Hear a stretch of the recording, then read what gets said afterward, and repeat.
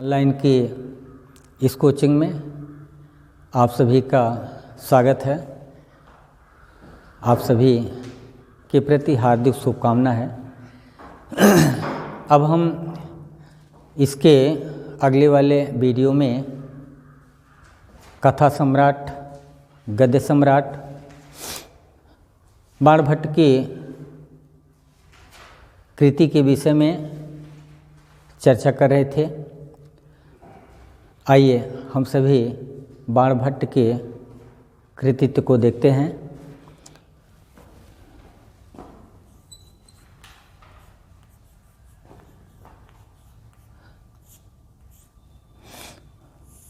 बाणभट्ट संस्कृत साहित्य के गद्य सम्राट के रूप में जाने जाते हैं। इनकी जो मुख्य रचना है वह कादंबरी और दूसरा हर्षचरित है।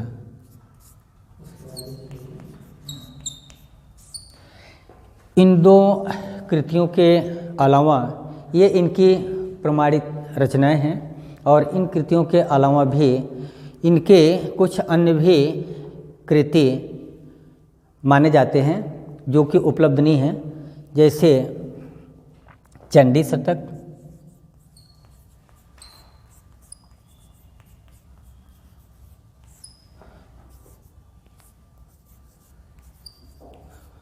मुकुट,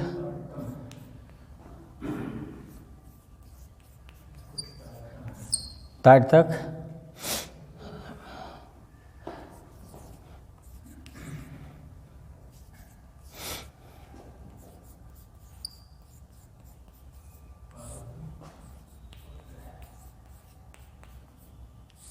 ये तीन कृतियाँ इनकी और मानी जाती हैं, लेकिन जो इनकी प्रमाणिक रचनाएं हैं वे कादंबरी और हर्षचरित हैं।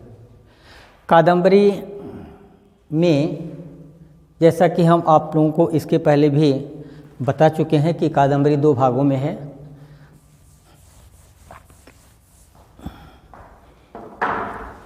एक पूर्व भाग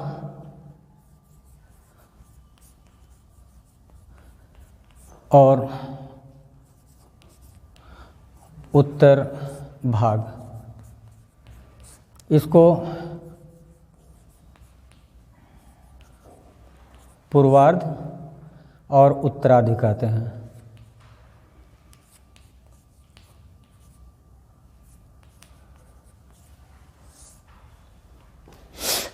ये पूर्व भाग और उत्तर भाग है। तो पूर्व भाग का की रचना बाणभट्ट ने स्वयं किया है और जो इसका उत्तरार्ध है इसकी रचना इनके पुत्र पुलिंद या भूषण भट्ट,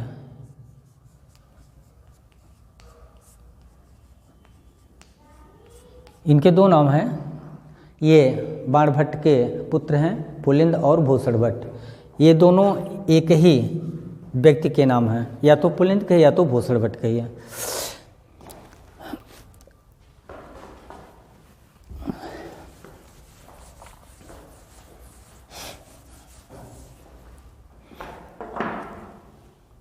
कादंबरी में पहले बाणभट्ट ने कथा मुखम लिखा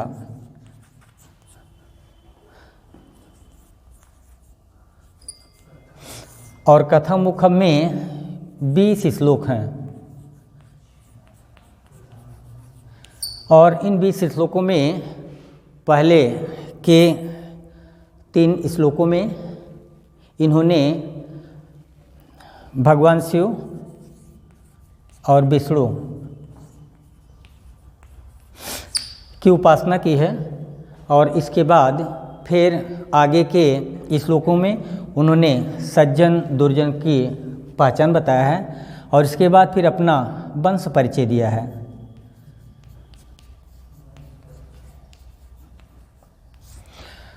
संस्कृत साहित्य में बाणभट्ट ही एक ऐसे कवि हैं, एक ऐसे रचनाकार हैं जिन्होंने अपना परिचय दिया है और अन्य कवियों के परिचय को जानने के लिए बहुत ही अंतर और बाह्य साक्ष्यों का अभाव सा मिलता है।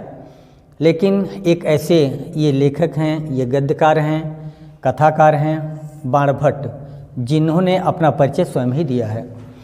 आइए हम लोग चलते हैं कादम्बरी की तरफ। कादम्बरी के कुछ भाग को हम आप लोगों को बताए थे और इसके बाद ये कादम्बरी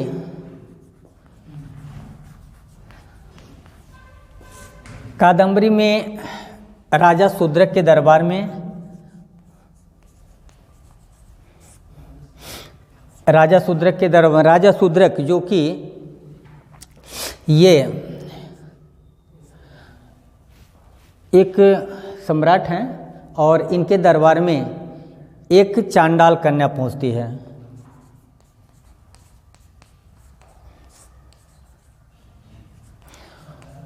उसके हाथ में एक पिंजड़ा है और उस पिंजड़े में एक सुक है।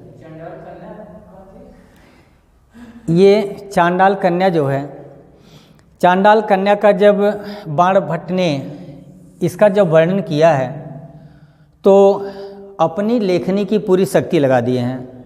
ये चांडाल कन्या इतनी रूपवती है, इतनी सुंदर है कि इसकी सुंदरता का वर्णन करते हुए बाणभट्ट ने लिखा है कि वो चांडाल कन्या इतनी सुंदर है कि जैसे, चूँकि सांवले रंग की है और इस नाते उसकी सुंदरता का वर्णन करते हुए उन्होंने कहा कि इतनी सुंदर है कि जैसे भगवान विष्णु के कौस्तुभ मणि की प्रभा से नीली पड़ गई हो, लक्ष्मी हो।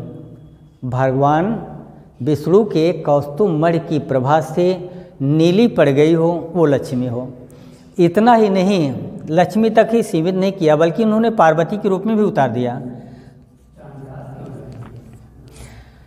कि वो चांडाल कन्या इतनी रूपवती थी कि जैसे किरातिन का रूप धारण करने वाली पार्वती हो या चलती फिरती कोई नीलम की पुतली हो, चलती फिरती कोई नीलम की पुतली हो। इतनी आकर्षक, इतनी सुंदर ये चांडाल कन्या थी। वो चांडाल कन्या पिंजड़े में एक सुक को लेकर के आती है और राजा शूद्रक को समर्पित कर देती है और इस सुक का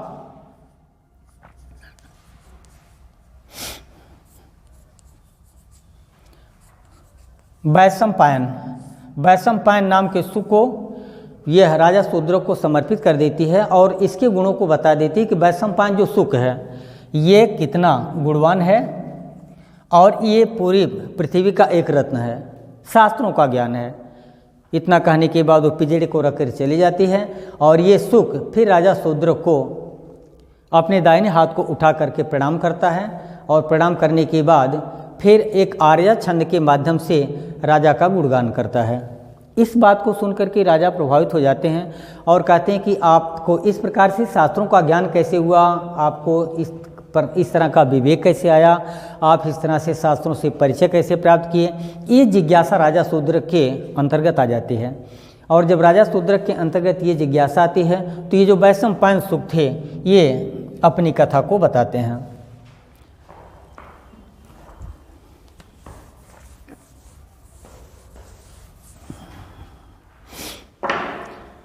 इसके पहले वाले वीडियो में हमने आप लोगों को बता दिया था, कादम्बरी का परिचय दिया था।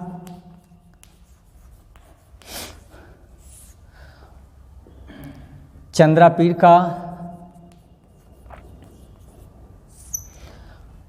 महाश्वेता का,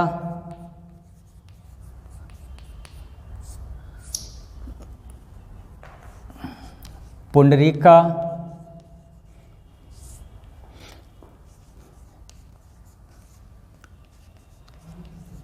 कपिंजल का, कादम्बरी, चंद्रापीठ, महाश्वेता, पुंडरीक, कपिंजल, ये एक तरह से मुख्य पात्र हो जाते हैं। तो कादम्बरी यह इनकी माता का नाम मदिरा है। कादम्बरी का पर्याय ही मदिरा होता है। मदिरा अर्थात कादम्बरी। पिता का नाम चित्ररथ है।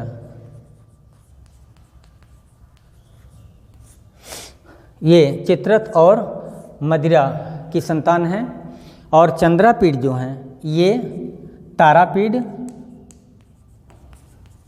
बिलासवती,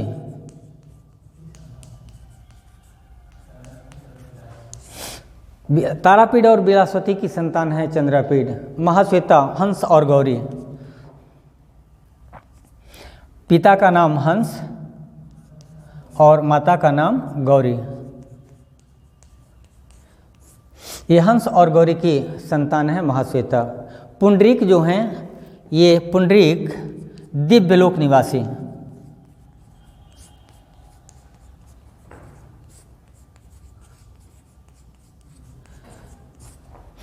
श्वेत केतु और लक्ष्मी।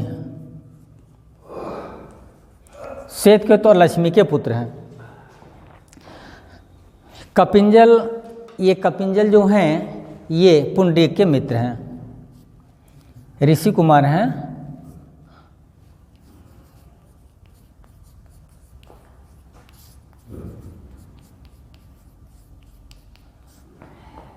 ये ऋषि कुमार हैं।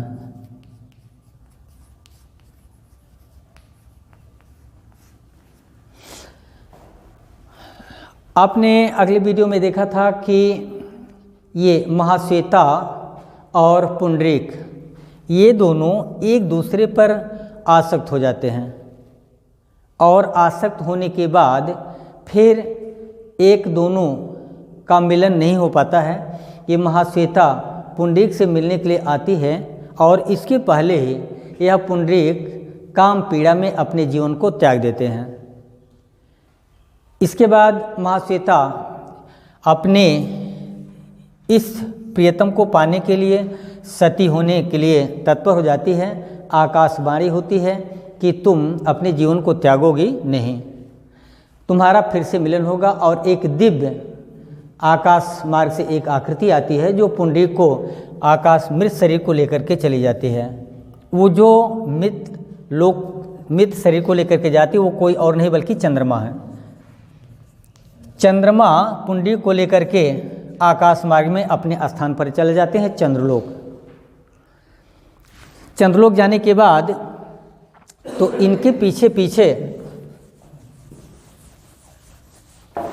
इन्हीं का पीछा करते करते कि मेरे मित्र को कहाँ लेकर के जा रहे हो, कपिंजल भी इनके पीछे चल पड़ते हैं और चंद्रलोक में चले जाते हैं। वहाँ पर चंद्रमा कपिंजल को बताते हैं कि ये जो महाश्वेता है ये मेरे ही किरणों से उत्पन्न गौरी की पुत्री है और इस नाते इसने अपने पति को स्वीकार किया है पुंडरीक को, इसलिए मैं इसके जीवन को इस तरह से जाने नहीं दूंगा और इसको जीवित करने के लिए मैं इसको चंद्रलोक लाया हूँ और समय आने पर पुनः इसका मिलन होगा। इस प्रकार से इसको आश्वासन देती है और कपिंजल इस बात को सुन करके पुनः यह वहाँ से आकाश मार्ग से आते हैं महाश्वेता को ये हाल बताने के लिए, समाचार बताने के लिए। और तब तक मार्ग में बहुत ही गति से आ रहे थे, तीव्रता से आ रहे थे। तो एक वैमानिक का इन्होंने अतिक्रमण कर दिया। जो विमान से जा रहा था आकाश मार्ग से उसी का इन्होंने अतिक्रमण कर दिया। गति के कारण इसका उल्लंघन कर देते हैं और इस वैमानिक ने इनको श्राप दे दिया, कपिंजल को श्राप दे दिया कि तुम इतने विस्तृत आकाश मार्ग में तुमने मेरा तिरस्कार किया है, इस नाते तुम घोड़ा हो जाओ, अश्व होने का श्राप दे दिया। और ये कपिंजल तत्काल ही अश्व बन जाते हैं और अश्व होने के बाद, घोड़ा बनने के बाद समुद्र में गिरते हैं और ये पुनः घोड़ा बनने के बाद, अश्व बनने के बाद फिर ये कपिंजल नाम के अश्व होकर के और ये आते हैं पुनः चंद्रापीड़ का सवारी बनते हैं। चंद्रापीड़ के वाहन के रूप में ये आ जाते हैं। ये जो चंद्रमा है, अब पुंडरीक ने इनको श्राप दिया था कि तुम दो बार पृथ्वी लोक पर जन्म लोगे और इस नाते इस श्राप के कारण यह चंद्रमा जो है चंद्रापीड़ के रूप में जन्म लेते हैं और ये पुंडरीक वैशंपायन के रूप में जन्म लेते हैं। ये वैशंपायन सुकनास के पुत्र होते हैं, सुकनास मनोरमा।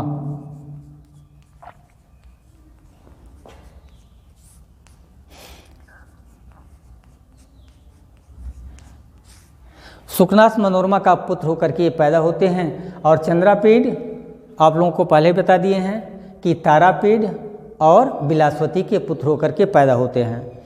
इसके बाद जब ये पुनः बड़े होकर के दिग्विजय के लिए निकलते हैं तो दिग्विजय को समाप्त कर लेने के बाद फिर ये सभी सुवर्णपुर पहुंचते हैं।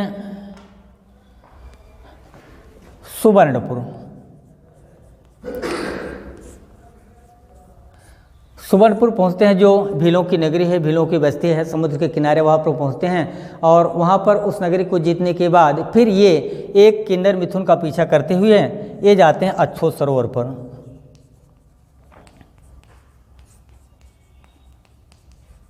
ये अछोत सरोवर पर पहुँचते हैं और अछोत सरोवर पर आने के बाद वहीं पर इनकी चंद्रापीड़ की मुलाकात महाश्वेता से हो जाती है।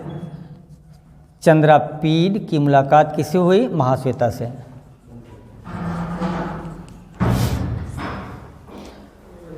चंद्रापीड़ की मुलाकात महाश्वेता से हो जाती है और फिर चंद्रापीड़ ने महाश्वेता से उनकी तपस्या का कारण पूछा। उनकी तपस्या का कारण पूछा कि आप 18 वर्ष की अवस्था में इस प्रकार से तपस्या क्यों कर रही हैं, तपोमय जीवन आपका क्यों है। तो महाश्वेता ने अपने तपस्या में जीवन का उसका जो रहस्य था उन्होंने बता दिया कि इसलिए मैं तपस्या कर रही हूँ, क्योंकि मैं पुंडरीक से प्रेम करती थी और पुंडरीक काम पीड़ा में मर जाते हैं और मरने के बाद मैं उन्हीं को पाने के लिए भगवान शिव के मंदिर में तप कर रही हूँ। इस तरह से बात करते हैं। इसके बाद फिर ये महाश्वेता चंद्रापीड़ को अपनी सखी कादम्बरी से मिलवा देती है।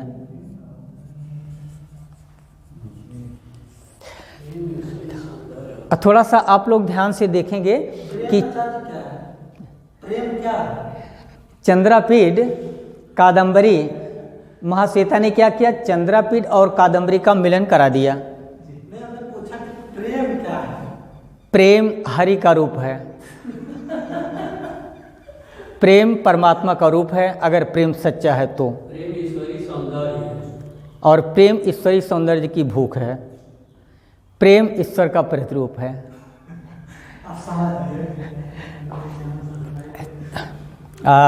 तो ये मिल जाते हैं। इसके बाद कादम्बरी और चंद्रापीड़ दोनों एक दूसरे पर आसक्त हो जाते हैं। दोनों एक दूसरे पर आसक्त हो जाते हैं। आसक्त होने के बाद कुछ समय तक वहाँ रहते हैं, हेमकूट पर रहते हैं। कहाँ रहते हैं? यहाँ पर कुछ समय तक रहते हैं और रहने के बाद फिर ये चंद्रापीड़ जाने के लिए, अपनी राजधानी के लिए पिता का संदेश आया था और अपनी राजधानी जाने के लिए वो तैयार हो जाते हैं। अपनी राजधानी जाने के लिए तैयार हो जाते हैं। स्वागत है मेरे सभी प्यारे भाई बहनों। और मैं ऑलरेडी राजकुमार यादव आप सभी लोगों का पुनः इस चैनल पर स्वागत करता हूं। और आचार्य जी जो इस चीज़ को बता रहे हैं बहुत ही बेहतरीन तरीके से आपको मैं आशा करता हूं कि समझ में आ रहा होगा। और आप लोगों से यह मेरा कहना है कि आप लोग जो लोग चैनल को सब्सक्राइब नहीं किए हैं अभी तक, वो लोग चैनल को यूट्यूब पर सब्सक्राइब कर लीजिए ताकि सारी वीडियो आपको मिलती रहे। और आचार्य जी बहुत ही मेहनत से आप लोगों को पढ़ा रहे हैं, आप लोग देख ही रहे हैं, कुछ कहना नहीं है। हमारे सर्वश्रेष्ठ गुरु जी हैं और इसलिए आप लोग सब्सक्राइब करिए चैनल को। ठीक है? ठीक, ओके।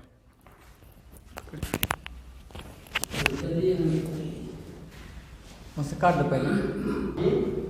अरे पिता का संदेश पाकर के चंद्रापीड़ उज्जैनी चले जाते हैं। अपने पिता के पास राजधानी उज्जैनी चले जाते हैं और इसके बाद फिर वहाँ से उनकी एक सेविका है जिसको तांबुल करंक वाहिनी के नाम से जानते हैं, उसका नाम है पत्रलेखा।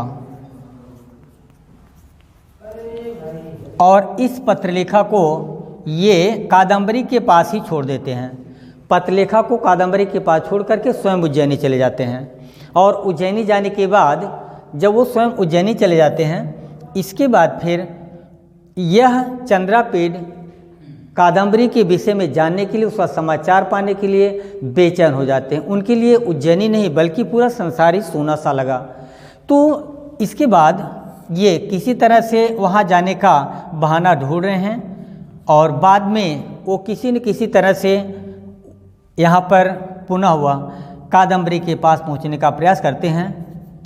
और जब वहाँ पर जाते हैं, वहाँ पर पहुँचते हैं, तो पहुँचने के पहले उनको सेना मिलती है और कहती है कि वैशंपायन तो आए नहीं, वह वहीं पर अच्छोत सरोवर पर ही रुके हुए हैं।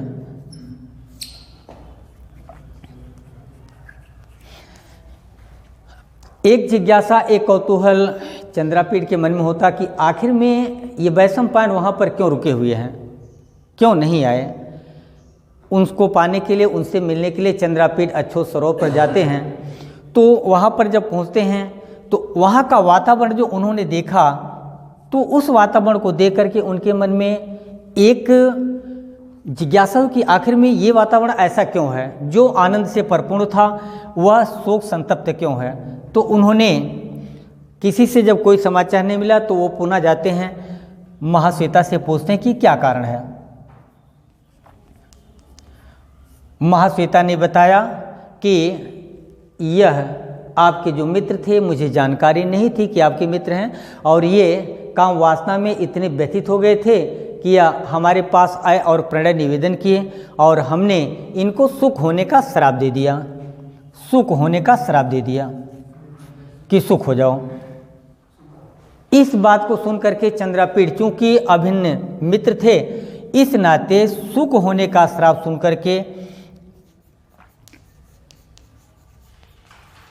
सुख होने का श्राप सुन करके ये इनके हृदय की गति रुक जाती है और ये भी जीवन को त्याग देते हैं।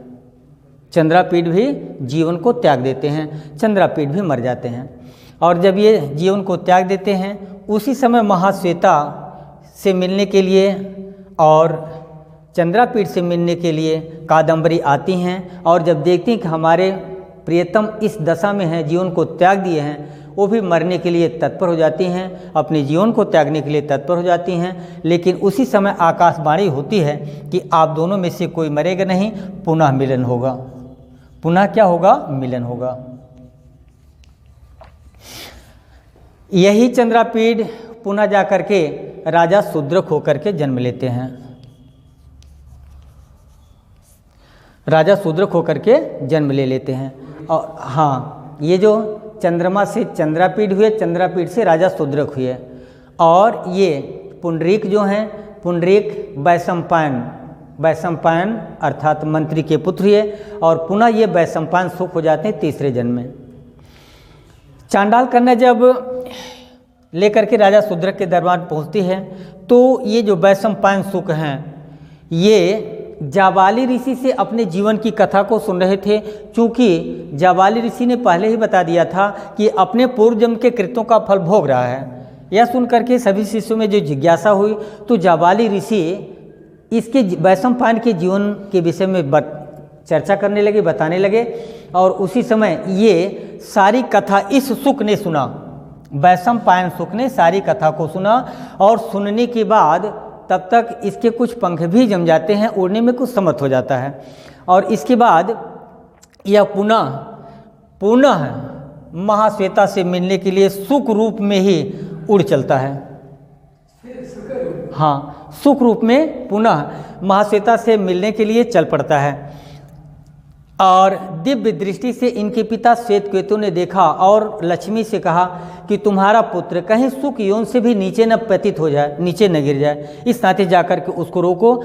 जब तक मंत्र पूरा नहीं हो जाता, जब तक अनुष्ठान नहीं हो जाता है, जब तक जीवन को बढ़ाने वाली मंत्र और विधा यज्ञ पूरा नहीं हो जाता, तब तक यह जाबाली ऋषि के आश्रम में रहे। लेकिन ये महाश्वेता से मिलने के लिए उड़ पड़ते हैं, और जब वहाँ से चलने लगते हैं, तभी ये लक्ष्मी चांडाल कन्या का रूप बना करके और वहाँ पर आती हैं और अपने सेवकों से कहती हैं कि उसको जाकर के कहीं से पकड़ो, और सैकड़ों की संख्या में जितने भी चांडाल थे वे सभी चले जाते हैं, और एक चांडाल इनको पकड़ लेता है और पकड़ करके पिंजड़े में रख लेता है। इसके बाद यह चांडाल कन्या राजा शूद्र को उनको समर्पित करती है और बताती है इसके गुणों के बारे में। फिर राजा शूद्रक ने कहा कि ये जब आप सारे गुणों को बता रहे हैं तो फिर इसके बाद क्या हुआ? तो ये वैशंपायन शुक ने कहा कि इसके बाद मुझको स्वयं नहीं पता है कि फिर आगे की कथा क्या हुआ, आगे की कथा क्या हुआ। इसके बाद क्या हुआ आगे कथा? तब इसके बाद वो चांडाल कन्या से आप पूछ लीजिए। चांडाल कन्या आती है और चांडाल कन्या कहती है कि ये शुक जो है यही पुंडरीक है। शुक कौन है? पुंडरीक। और मैं जो हूँ मैं लक्ष्मी हूँ, इसकी माँ हूँ, और तुम जो शूद्रक हो तुम ही चंद्रापीठ हो, चंद्रमा के रूप हो, और तुम लोग जाओ और अपनी अपनी प्रेमिकाओं से मिलो। तुम चंद्रापीठ जा करके तुम मिलोगे किससे? कादम्बरी से। और पुंडरीक ये जो शुक है ये पुंडरीक जा करके मिलेगा महाश्वेता से।